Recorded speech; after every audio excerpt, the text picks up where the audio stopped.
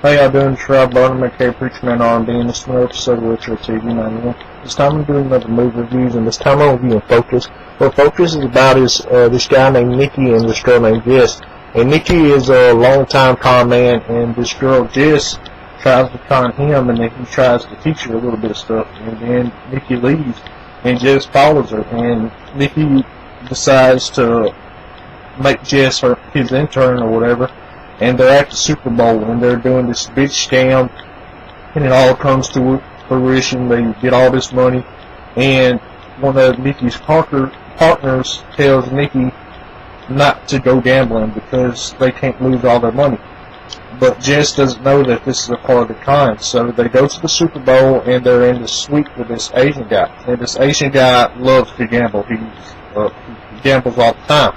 He's even so much of a gambler, if he goes to Vegas, they name people out of rooms and put him in because that's how much he gambles. Well, anyway, this is Big O'Con, and Nikki has one of his associates down there on the field in a football uniform with the number 55, and throughout this whole week, they have been flashing up 55 everywhere around this Chinese man.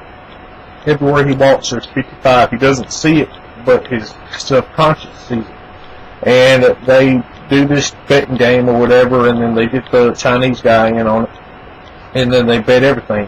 All the earnings that Nikki and Middleton made throughout this week at the Super Bowl, everything. And Nikki loses. Well, Nikki says double or nothing, $50 million or whatever. And he tells the Chinese man to look out on the field, and whatever football player's jersey number that you pick, I'm gonna have Jess guess it.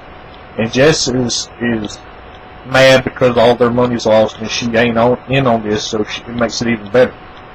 So the Chinese man picks Nikki's associate down there, 55, and he has Jess look, and she sees the guy and she knows the guy, and then she says 55 as well, and they get the money from the Chinese man and leave.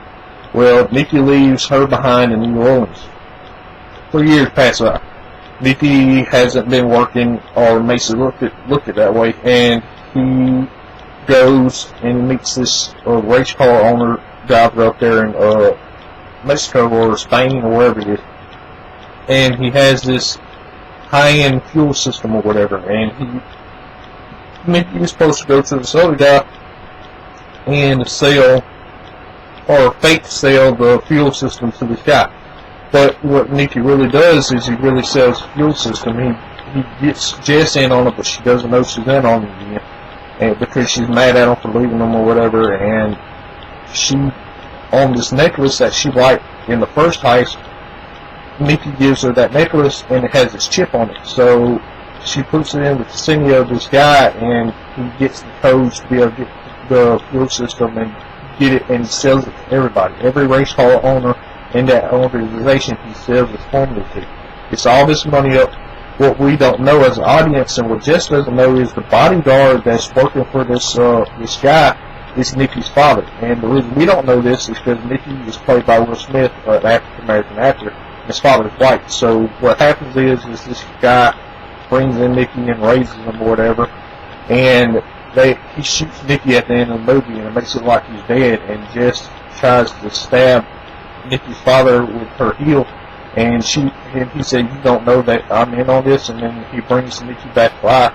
And at the end of the movie, Nikki's father takes all the money, and Nikki and Jess go to the hospital, and that's all that really happened in this movie. If y'all ever watched Focus, what did y'all like about it? As always, Preacher Man, I'm just saying that because it's awesome.